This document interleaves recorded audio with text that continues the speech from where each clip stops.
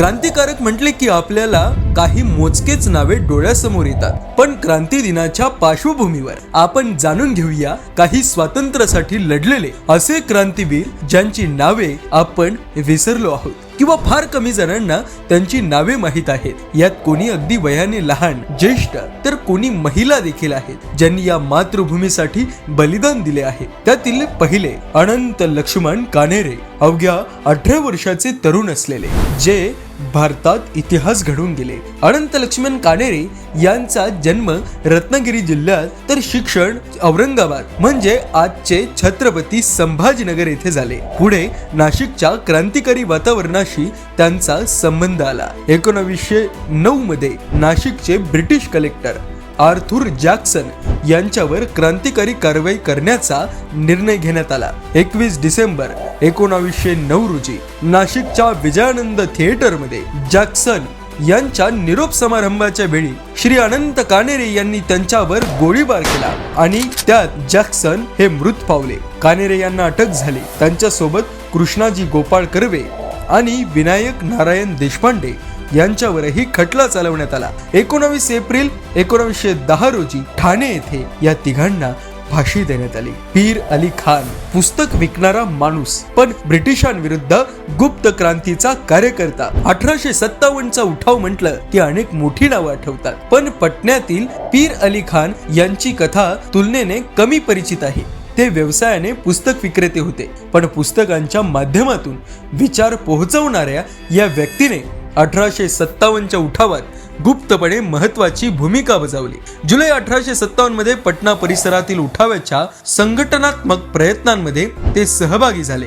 ब्रिटिशांनी बंड दडपल्यानंतर पीर अली खान पकडले गेले. त्यांच्यावर ब्रिटिश सत्तेविरुद्धच्या कारवायांमध्ये सहभागी झाल्याचा आरोप ठेवण्यात आला आणि त्यांना मृत्यूदंड देण्यात आला. विशेष म्हणजे त्यांच्या जन्मस्थानाबाबतीतही इतिहासात निश्चित माहिती उपलब्ध नाही.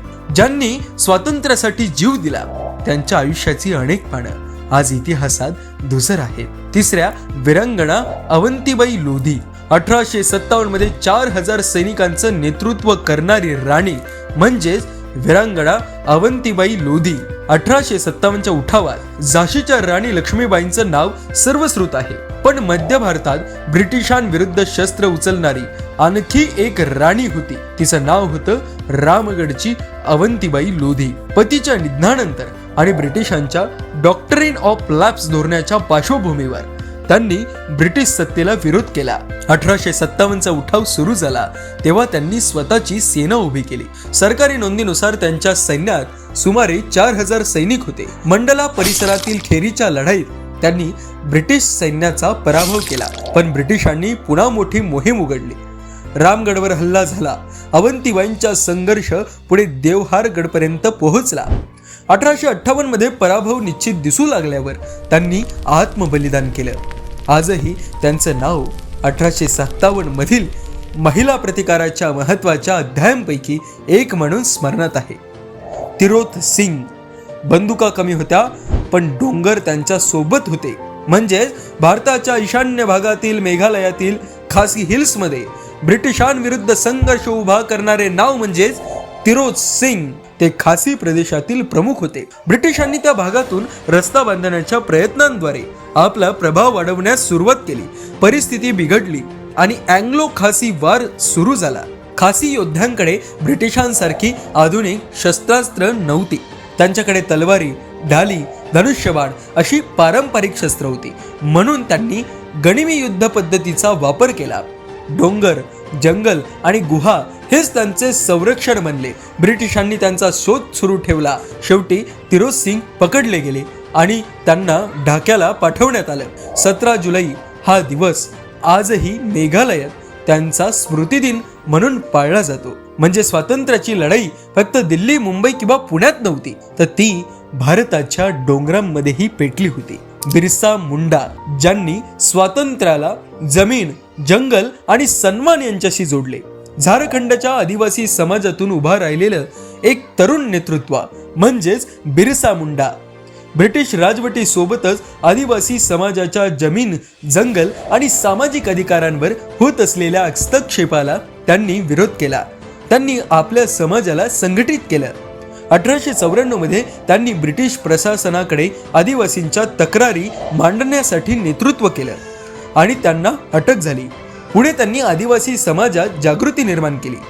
त्यांच्या नेतृत्वाखाली अल गुलान म्हणजे महान उठाव म्हणून ओळखली जाणारी चळवळ उभी राहिली. ब्रिटिशांनी त्यांच्यावर कारवाई केली. 3 फेब्रुवारी 1900 रोजी त्यांना अटक करण्यात आली. कैदेत असतानाच त्यांचा मृत्यू झाला. आजही बिरसा मुंडा हे फक्त स्वातंत्र्य सैनिक म्हणून नाही, तर आदिवासी अस्मिता, अधिकार आणि प्रतिकाराचे प्रतीक म्हणून स्मरणात आहेत. अल्लुरी सीताराम राजू जंगलातला असा नेता ज्याने ब्रिटिशांना गनिमी युद्धाने आव्हान दिलं.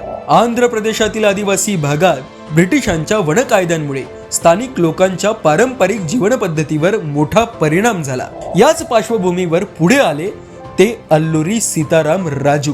त्यांनी आदिवासी समाजाला संघटित केलं, त्यांना गनिमी युद्धाचं प्रशिक्षण दिलं आणि 1922 ते 1924 दरम्यान रॅम्पा रेबेलियन त्यांनी नेतृत्व केलं. ब्रिटिश सत्तेविरुद्ध सशस्त्र प्रतिकार उभा राहिला.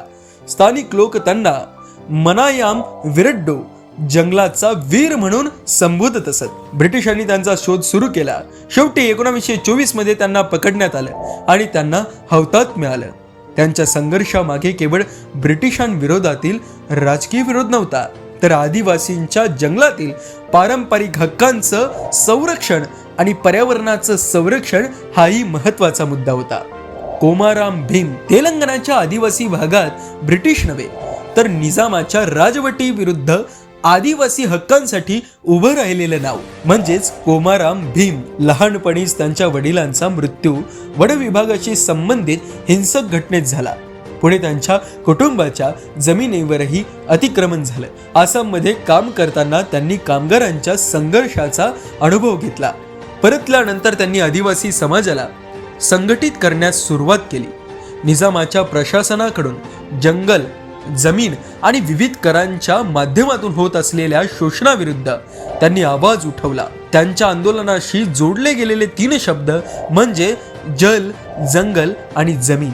त्यांनी गोंड आणि कोया तरुणांची गनिमी फौज उभी केली. जोडेघाटच्या जंगलात झालेल्या संघर्षात त्यांना वीर मरण आलं. कोमाराम भीमची कथा आपल्याला सांगते की स्वातंत्र्य म्हणजे फक्त परकीय सत्ता हटवणे नव्हते, तर आपल्या भूमीवर आपल्याच लोकांचा अधिकारही आहे आणि पर्यावरणाचं संरक्षण आहे हे त्यांनी सांगितलं. कणकलता बरुआ वय होतं अगदी कमी, पण हातात होता तिरंगा. आसाम मधील कणकलता बरुआ भारत छोडो आंदोलनाच्या काळात त्या तरुण वयातच स्वातंत्र्य लढ्यात सहभागी झाल्या. 20 सप्टेंबर 1942 रोजी गोहपर पोलीस स्टेशनवर तिरंगा फडकवण्यासाठी एक मोर्चा निघाला. कणकलता बरुआ त्या मोर्चाच्या अग्रभागी होत्या. पोलिसांनी मोर्चा थांबवण्याचा प्रयत्न केला, पण तिरंगा हातात घेतलेल्या कणकलता पुढे जात राहिल्या. ब्रिटिश पोलिसांनी गोळीबार केला आणि त्यामध्ये कणकलता बरुआ शहीद झाल्या. त्यांचं वय फक्त 16 वर्षांच्या आसपास होतं अशी सरकारी नोंद आहे. उपलब्ध अधिकृत नोंदीमध्ये त्यांच्या जन्मवर्षामध्ये काही फरकही आढळतो, पण एक गोष्ट निर्विवाद आहे, गोळीबारासमोर तिरंगा खाली पडू नये यासाठी एका तरुण मुलीने आपले आयुष्य दिले. मातंगिनी हाजरा वय 70 पेक्षा जास्त, पण पाऊल थांबलं नाही. आता भेटूया एका अशा विरंगणेला जिचं वय तरुणाचं नव्हतं, अशी मातंगिनी हाजरा. मातंगिनी हाजरा बंगालमधील स्वातंत्र्य चळवळीत त्या सक्रिय होत्या. त्यांना प्रेमाने गांधी बुरी म्हणजेच वृद्ध गांधीवादी महिला असं म्हटलं जात असे. 1930 मध्ये त्यांनी सविनय कायदेभंग आणि मिठाच्या कायद्याविरोधातील आंदोलनात सहभाग घेतला. पुढे 1942च्या भारत छोडो आंदोलनात त्यांनी मोर्चाचं नेतृत्व केलं. 29 सप्टेंबर 1942 रोजी तमलुक पोलीस स्टेशनच्या दिशेने मोर्चा पुढे जात होता आणि गोळीबार सुरू झाला. मातंगिनी हाजरा जखमी झाल्या, पण त्या हटल्या नाहीत. त्या तिरंगा हातात घेऊन पुढे जात राहिल्या. ब्रिटिश पोलिसांच्या अमानुष गोळीबारात त्या शहीद झाल्या. त्यावेळी त्यांचं वय सुमारे 73 वर्ष होतं. स्वातंत्र्याच्या लढ्यात वय अडथळा ठरू शकत नाही ह्याचं त्या एक असामान्य असं उदाहरण ठरल्या. मदनलाल धिंगरा लंडनमध्ये राहूनही भारताच्या स्वातंत्र्यासाठी बलिदान देणारं तरुण असं नाव म्हणजेच मदनलाल धिंगरा. अमृतसर मधील एका श्रीमंत कुटुंबात जन्मलेले धिंगरा 1906 मध्ये इंजिनिअरिंगच्या शिक्षणासाठी इंग्लंडला गेले. लंडनमध्ये त्यांचा संपर्क क्रांतिकारी विचारांशी आला. तेथे विनायक दामोदर सावरकर आणि त्यांच्या सहकाऱ्यांशी त्यांचा संपर्क झाला. धिंगरांच्या विचारांमध्ये मोठा बदल झाला. 1 जुलै 1909 रोजी लंडनमधील नॅशनल इंडियन असोसिएशनच्या कार्यक्रमात त्यांनी ब्रिटिश अधिकारी सर कर्झन विल्ले यांच्यावर गोळीबार केला. धिंगरांनी पळून जाण्याचा प्रयत्न केला नाही. खटला झाला. त्यांना मृत्यूदंड ठोठावण्यात आला. 17 ऑगस्ट 1909 रोजी लंडनमध्ये त्यांना फाशी देण्यात आली. त्यांच्या कुटुंबानेही त्यांच्या कृतीला विरोध केला नाही. एका श्रीमंत सुरक्षित आयुष्याची संधी असलेला तरुण मात्र स्वातंत्र्याच्या विचारासाठी मृत्यूला सामोरे गेला. ही फक्त 10 नावं आहेत. भारताच्या स्वातंत्र्य लढ्याचा इतिहास यापेक्षा कितीतरी मोठा आहे. कोणी जंगलात लढलं, कोणी तुरुंगात छळ सहन केला, तर कोणी तिरंगा हातात घेऊन गोळ्या झेलल्या, कोणी गनिमी युद्ध केलं, तर कोणी आपल्याच तारुण्यामध्ये स्वतःच्या तारुण्याचा त्याग केला. पण या सर्वांच्या संघर्षामध्ये एक गोष्ट समान होती, ती म्हणजे भारत स्वातंत्र्य झाला पाहिजे. आज आपण स्वातंत्र्य दिन साजरा करतो, तिरंगा फडकवतो, राष्ट्रगीत म्हणतो, पण त्याच वेळी या अपरिचित वीरांची नावही आठवूया. कारण स्वातंत्र्याचा इतिहास फक्त प्रसिद्ध नावांनी लिहिला गेलेला नाही, तर तो हजारो अपरिचित बलिदानांनी घडलेला आहे. जय हिंद, वंदे मातरम.